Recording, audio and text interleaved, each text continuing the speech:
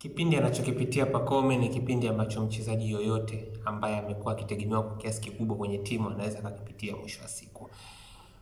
Ukweli ni kwamba Young Africans kwa sehemu kubwa ya msimu huu wamekuwa wakitegemea sana output ama mchango wa Pacome kwenye kujaribu kufanikisha kupata msaada wa matokeo na magoli mwisho wa siku. Kuna kipindi ilikuwa zikidondoka nafasi za uhakika, huoni mtu anayeweza kuzitumia zaidi ya Pacome. Pasi funguo kwa kiasi kikubwa zipigwe na Pacome, mashambulizi hatari yaanzishwe na Pacome. Kwa hiyo ni kama vile kwa kiasi kikubwa kila kitu kikawa kinapita kwa Pacome, na ni sawa kwa sababu anaonekana ana huo uwezo, na yeye alikuwa ameshajitanabaisha kama ni mchezaji ambaye anaweza kuaminika, akaweza kuyabeba majukumu ya kuweza kuisaidia timu kujaribu kufanya kitu kwenda mbele. Lakini mwisho wa siku hii inakuja na gharama yake pia.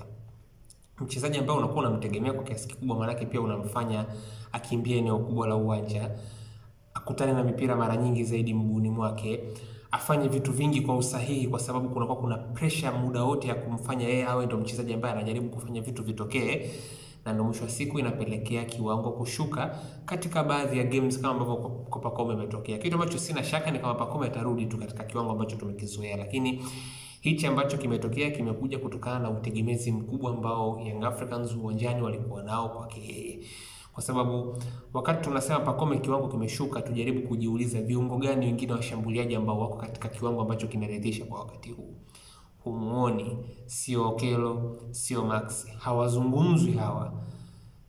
Imagine, hawa hawazungumzwi, lakini anazungumzwa Pacome kwa sababu matarajio na mazoea yalikuwa ni kwamba Pacome aendelee kuwa ndo mchezaji ambaye anajaribu kufanya vitu vitokee, watu wakiwa wanasahau kwamba ili mchezaji aweze na yeye kuendelea kumaintain kiwango ambacho mnakitarajia kutoka kwake, ni lazima pia kila hapa na pale wengine wawe wana step up ili kumpunguzia majukumu, kumpunguzia kazi mchezaji ambaye mnaamini ni funguo mwisho wa siku. Kwa hiyo hii inamaanisha kwamba inabidi kuna kitu kibadilike kwenye timu, hasa kuelekea kwenye mchezo muhimu dhidi ya JS Kabylie siku ya Jumapili. Inabidi kuna namna ambavyo Young Africans wanajaribu wabadilike, hasa wale ambao wanacheza kando ya Pacome inabidi wajaribu kustep up kiukweli. Kina Okello, kiniuliza mimi, kina Max Nzengeli, hasa kwenye muktadha wa mechi za kimataifa hawajafanya vya kutosha.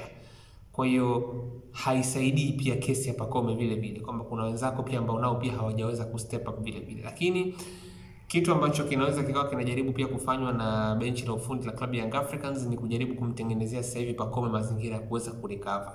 Yaani kwenye uwanja wa mazoezi asitumie nguvu nyingi, ajaribu zaidi kutengenezewa mazingira ya kuitunza nishati yake ili awe fresh kwa ajili ya mchezo. Hilo la kwanza. Lakini kingine ni kujaribu kutengeneza mazingira ya kumpunguzia utegemezi kwa kujaribu kuwapa majukumu pia wengine wayabebe. Okello aonyeshe umuhimu ambao anatakiwa kuwa nao kama kiungo mshambuliaji. Max Nzengeli naye aonyeshe uwepo wake uwanjani kwenye kujaribu kuisaidia timu kufanya kitu kwenye eneo la mwisho. Haya ndo mambo ambayo yanatakiwa yafanywe kwa wakati huu kuweza kumsaidia Pacome kurudi katika kiwango ambacho tumekizoea, kwa sababu hakuna mtu mwenye shaka na uwezo wa Pacome. Na Pacome sasa hivi kushuka kwa kiwango chake kama nilivyobainisha mwanzo, utegemezi kuna muda ulikuwa mkubwa na alideliver kwa sehemu kubwa msimu huu. Pacome amefanya kile ambacho anatakiwa kukifanya kwa nafasi yake, lakini kwa sababu kuna namna ambavyo kuna wengine nao wameshindwa kustep up, utegemezi umekuwa ni mkubwa kwake, na hilo wapinzani pia wamekuwa wakilijua na kujaribu kulitarget kwa Pacome kwenye baadhi ya mechi kadhaa ngumu. Kuna haja ya haraka ya baadhi ya wachezaji kustep up na kupunguza utegemezi kiufundi kwa Pacome ili kumsaidia kurudisha confidence na kiwango ambacho tumekizoea kutoka kwake.